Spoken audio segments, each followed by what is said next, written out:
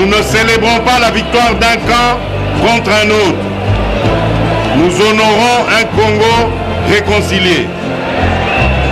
La République démocratique du Congo que nous formons ne sera pas un Congo de la division, de la haine ou du tribalisme. Nous voulons construire un Congo fort dans sa diversité culturelle et son attachement à la mère patrie. Un Congo tourné vers son développement, dans la paix et la sécurité. Un Congo pour tous, dans lequel chacun mérite sa place.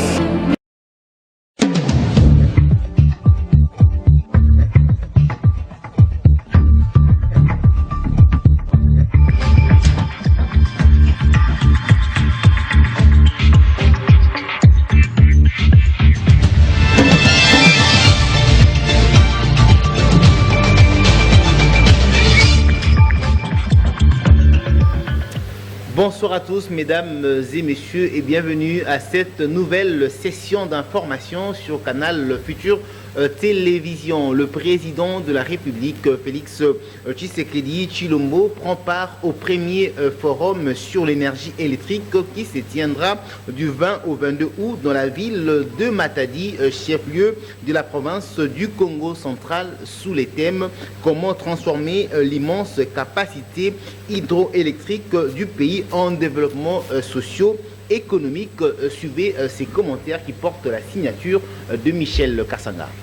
C'est à 12h, heure locale, que le chef de l'État, Félix Antoine Tshisekedi Tshilombo, est arrivé ce mardi 20 août 2019 à Matadi par l'aéroport de Tchimpi. Il a été accueilli par les gouverneurs de province ainsi que plusieurs autorités civiles et militaires. Les chefs coutumiers nés Congo ont également constitué l'équipe locale d'accueil. Cet après-midi, le président de la République va ouvrir les travaux du premier forum sur l'énergie. La province du Congo central abrite le plus grand site de l'énergie hydroélectrique avec le barrage d'Inga. Au cours de son bref séjour, le chef de l'État devrait aussi visiter le barrage de Inga situé à une trentaine de kilomètres de Matadi.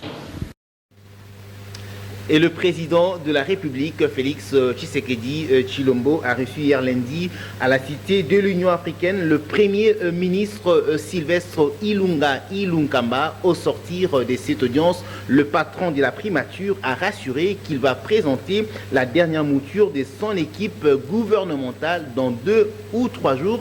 Suivez cet élément pour plus de détails.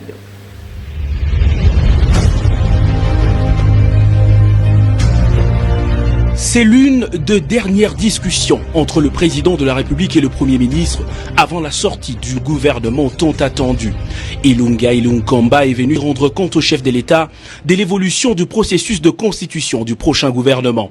Respect de critères de sélection, Félix Antoine Tshisekedi tient encore et toujours à ses directives. Le Premier ministre, lui, le sait pertinemment et s'y emploie. Au moment de quitter le bureau du chef de l'État, le patron de la primature, serein, annonce un dénouement dans les prochaines heures. Je suis venu rendre compte au président de la République, chef de l'État, de l'évolution du processus de constitution du gouvernement. Et je crois que très bientôt, dans 1 ou 2 jours qui suivent, je pourrai lui présenter la dernière mouture du gouvernement. Dans 1 ou 2 jours, le président de la République, chef de l'État, avait fixé des critères qui doivent être respectés dans la constitution du gouvernement. Cette dernière monture de Sylvestre Ilunga Ilunkamba sera très certainement celle qui va donner corps à la première équipe gouvernementale de l'ère Félix Antoine Tshisekedi. Il ne restera plus que la signature de l'acte de naissance de ce gouvernement, l'ordonnance présidentielle. Rendons-nous à présent à la chambre basse du Parlement où le premier vice-président de cette chambre, Jean-Marc Kaboun, a réuni ce mardi le président des groupes parlementaires. Objectif, calibrer la mise en place d'une commission spéciale chargée de valider le pouvoir des nouveaux élus. Suivez. Après l'ouverture de la session extraordinaire présidée le lundi par la présidente de l'Assemblée nationale, Janine Mabunda, le premier vice-président de la Chambre basse, Jean-Marc Kabound Akabound, a réuni ce mardi le président du groupe parlementaire pour calibrer la mise en place d'une commission spéciale chargée de valider le pouvoir des nouveaux députés. Il s'agira pour cette commission de conférer la qualité des députés nationaux aux suppléants des élus qui ont opté pour les fonctions incompatibles à celles des députés nationaux et à ceux qui ont été déclarés élus par la Cour constitutionnelle dont l'arrêt définitif a été signifié au bureau de l'Assemblée nationale le 17 août dernier. La prochaine plénière de l'Assemblée nationale devrait statuer sur ces premiers points de l'ordre du jour de la session extraordinaire. D'une chambre à une autre au Sénat, le renforcement des relations bilatérales entre la République démocratique du Congo et la Corée du Nord figurait parmi les points abordés au cours d'une audience que le président du Sénat a accordée ce mardi à l'ambassadeur nord-coréen en République démocratique du Congo. Suivez. Le président du Sénat, l'honorable Alexis Thambwe Mwamba, a reçu en audience ce mardi 20 août 2019 à Kinshasa son Excellence M. Kim Myong-sik, ambassadeur de la République populaire démocratique de Corée. Le diplomate nord-coréen est venu lui présenter ses félicitations en lui souhaitant plein succès à la tête de la Chambre haute du Parlement pour le bien-être du peuple congolais. Au cours de cet entretien, les deux personnalités ont aussi évoqué les renforcements des relations bilatérales entre la République démocratique du Congo et la Corée du Nord. Et on est venu pour féliciter l'honorable et puis payer la visite aux courtoisies, parce que son Excellence avait travaillé comme ministre d'État, comme vous venez de parler, ministre de Justice. On l'avait déjà rencontré, donc c'était pour le féliciter et puis lui souhaiter de plein succès pour le bien-être du peuple congolais. Oui, bien sûr, on va comme l'honorable vient de prendre ses fonctions, on a juste parlé qu'on va continuer à déployer tous nos efforts pour renforcer encore les relations bilatérales dans tous les domaines possibles.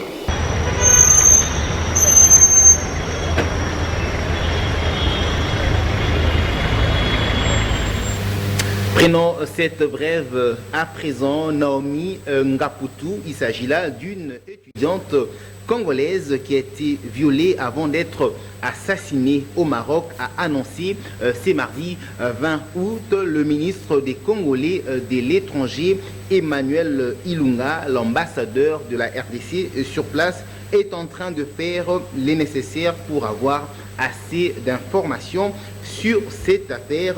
Source d'information, le média en ligne satellite congo.cd. Nous y reviendrons dans nos prochaines éditions. Changeons de chapitre à présent. La commissaire générale en charge de la culture, arts, médias, communication, antique, Yvette Tabou, s'est entretenue ce mardi 20 août avec les agents des services culturels et arts de la commune de Selembao. Objectif, s'enquérir des conditions de travail auxquelles font face ces travailleurs. Suivez ces reportages qui portent la signature de Gabriela Kimbour et Alain Zouzi.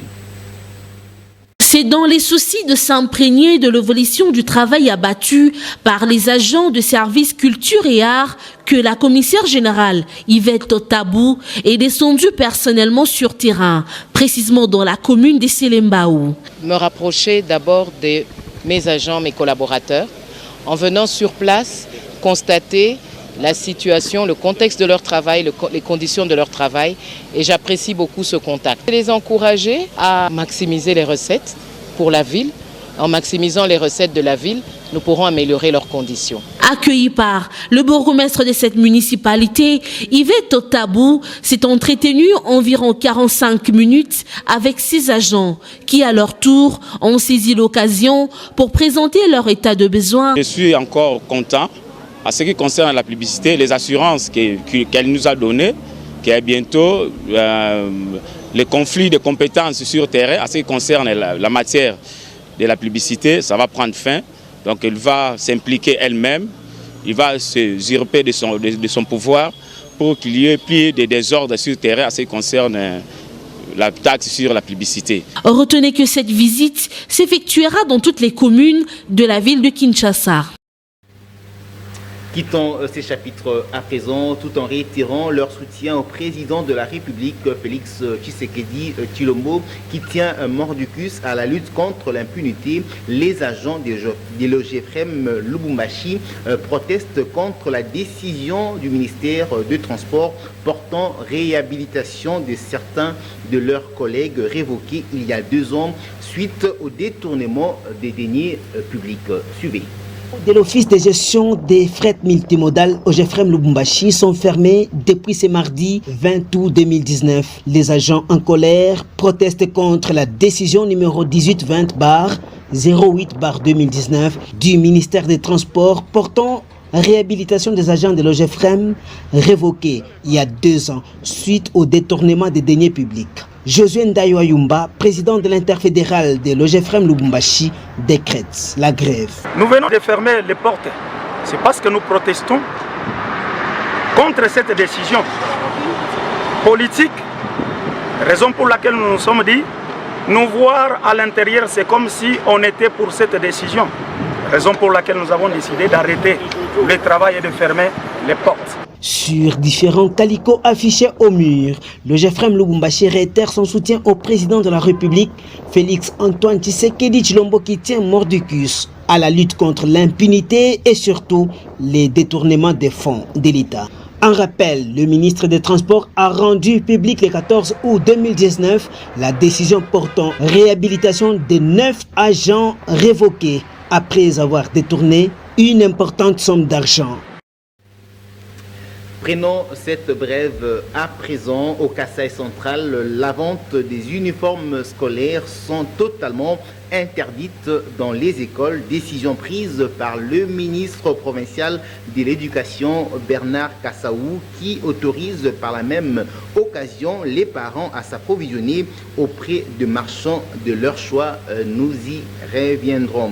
Changeons de chapitre à présent. La dernière visite du président de la République, Félix Tshisekedi Tshilombo, au camp colonel Tchatchi ne l'a pas laissé indifférent face à la précarité des soins de santé dans l'hôpital du camp et les délabrements de l'école maternelle et primaire Tchatchi. Ces 2 structures ont bénéficié de l'attention du président de la République. Au-delà de la réalisation de l'existence de nouveaux bâtiments sont en construction pour améliorer le service de ces 2 structures. Suivez ces reportages de Michel Kassanga.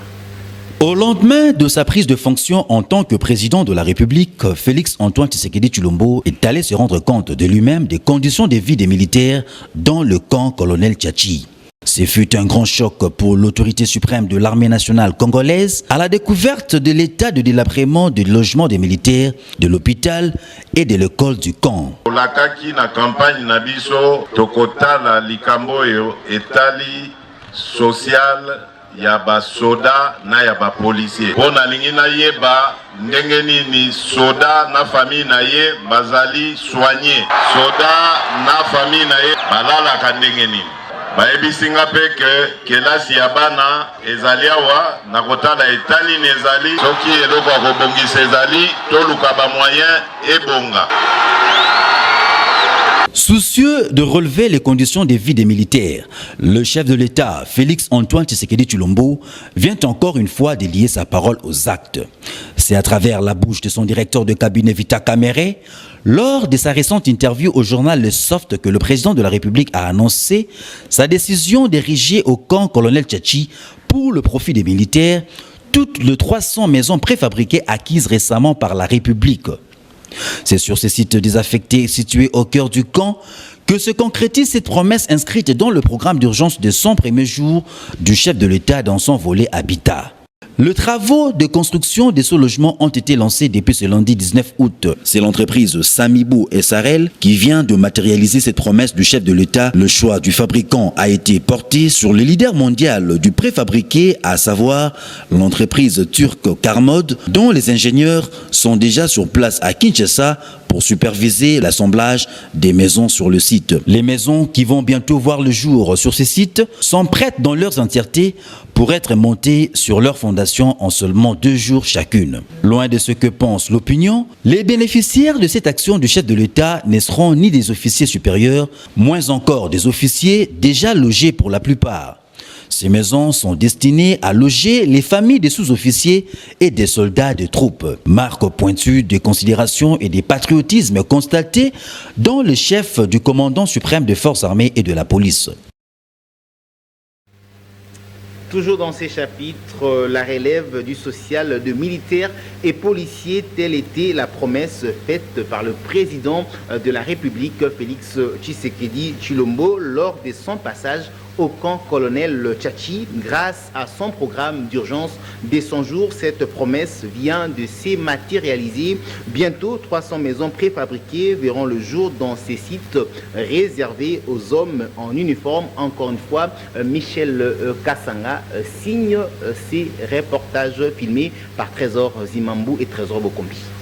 Le social des militaires, c'est aussi le soin de santé et l'éducation de leurs enfants. Dans ces secteurs aussi, les travaux de réhabilitation de l'hôpital du camp vont bon train. Au-delà de la réfection des anciens bâtiments, comme l'avait promis le chef de l'État, les nouveaux bâtiments sont en phase terminale de construction pour abriter plusieurs nouveaux services jadis absents. Impression ngezali ya esengo. Tozalaki kosala musala wana ndenge moko elongobani te. Ndako ese kufaka nango. Toatire ezaki te. Biloko nyonso te se kufaki nango. Alors ndenge babongisa wa esengo eza makasi penza. Donc alatisi yango lokola robe ya sika. Donc esengo eza makasi. Mokonzi ya mboka ndenge asali yango emonani penza na miso pe esengo eza makasi. Emonani penza na miso eloko kolobeza te po biloko nyonso bazongisa ezaka ya sika eloko moko ya kaleza te. Moya kolobeza te. Donc motema eza kaka esengo na esengo. Boya koloba eza te. Dondima kite oyo incroyable mais vrai. Tomoni yango lelo. Zate kening ani pasi batanga ki na condition moya mabe basala eza obukana mai kokota anu eza animoka animo victoire animo ya bien pona biso. De l'hôpital à l'école, l'amélioration des conditions de vie des familles des militaires se profile déjà à l'horizon dans le camp colonel Tchachi. Dès la rentrée scolaire prochaine, c'est dans les bâtiments réhabilités et nouvellement construits que les enfants des militaires vont vivre pour la première fois l'application de la gratuité de l'enseignement primaire. Le quinquennat de Félix Antoine Tshisekedi Tshilombo connaîtra plusieurs actions similaires dans la ville de Kinshasa comme en province, dans l'optique d'améliorer les conditions sociales de ses compatriotes, son cheval de bataille. Prenons cette brève. En Ituri, des hommes armés ont abattu hier lundi 3 personnes sur les tronçons Bunia-Kasseni. Selon le chef des secteurs d'Emaema Sud, Katalao, Takumara, 2 marchandes et un taximène sont parmi les victimes. Leurs bourreaux sont partis avec tout ce qu'ils avaient, argent et autres biens des valeurs. Nous y reviendrons dans nos prochaines éditions. Place à présent à la revue de presse sélectionnée et rendue par Nancy Ntsonga.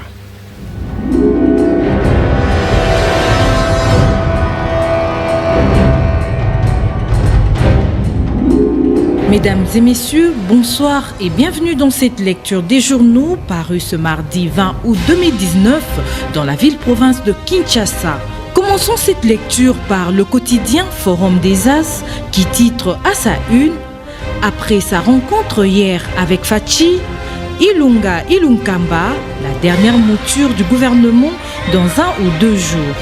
Mais tout dépendra de l'ultime appréciation du chef de l'État, souligne une source qualifiée. Le journal indique la toute première mouture du gouvernement Ilunga Ilunkamba pourrait finalement être remise au chef de l'État dans 2 ou 3 jours au maximum.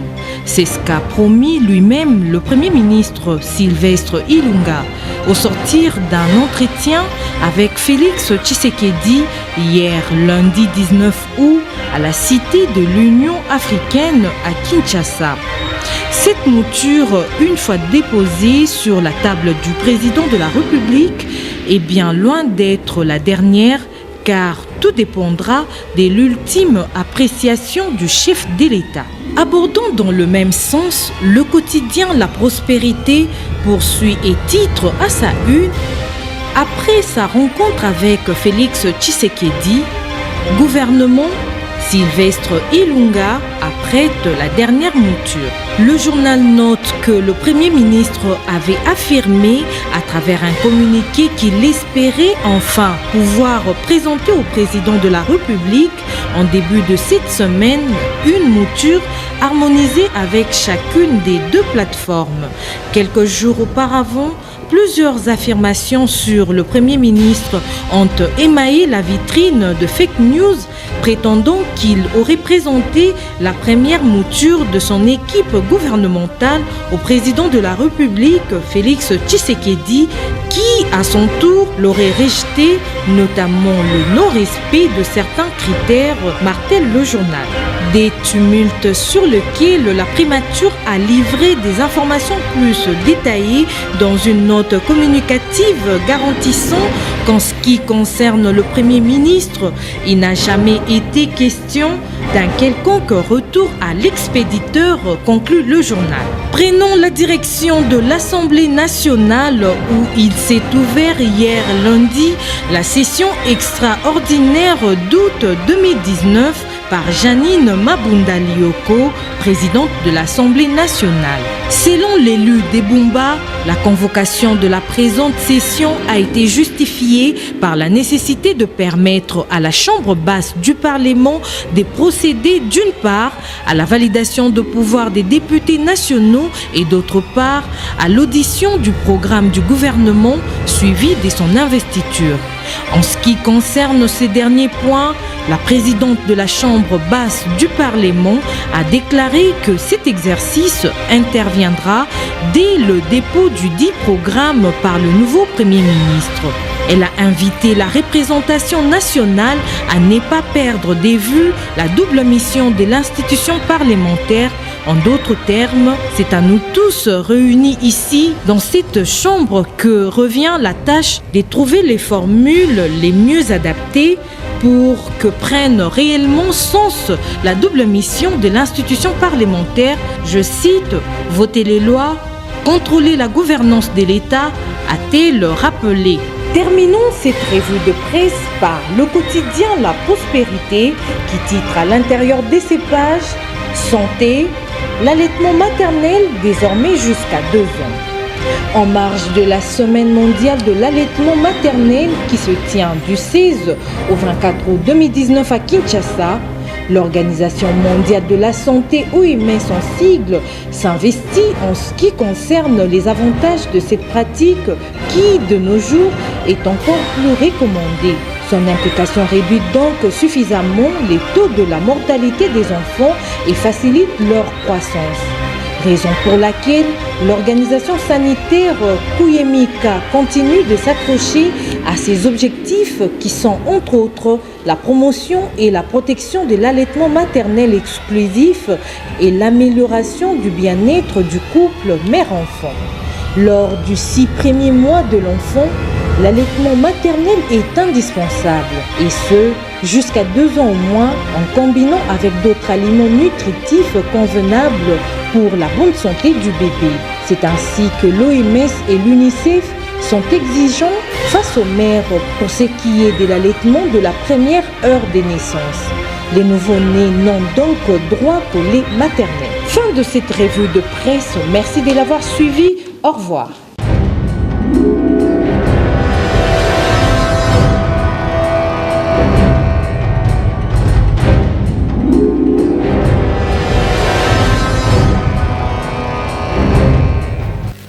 Patronné par Nancy Ntsonga, réalisé par Jovial Makuna, cadré par Héritier Ntumba. Mesdames et messieurs, merci d'avoir suivi cette session d'information sur Canal Futur Télévision. Au revoir et bonne suite de programmes sur votre chaîne. Le futur, c'est maintenant.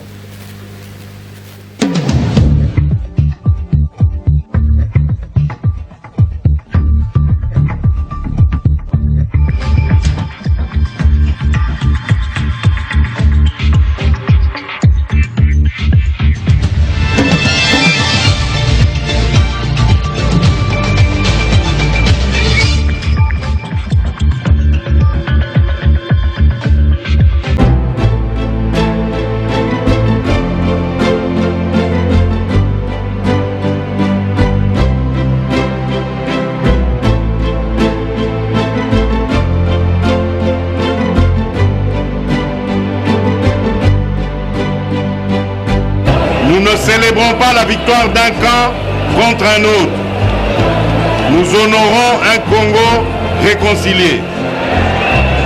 La République démocratique du Congo que nous formons ne sera pas un Congo de la division, de la haine ou du tribalisme. Nous voulons construire un Congo fort dans sa diversité culturelle et son attachement à la mère patrie.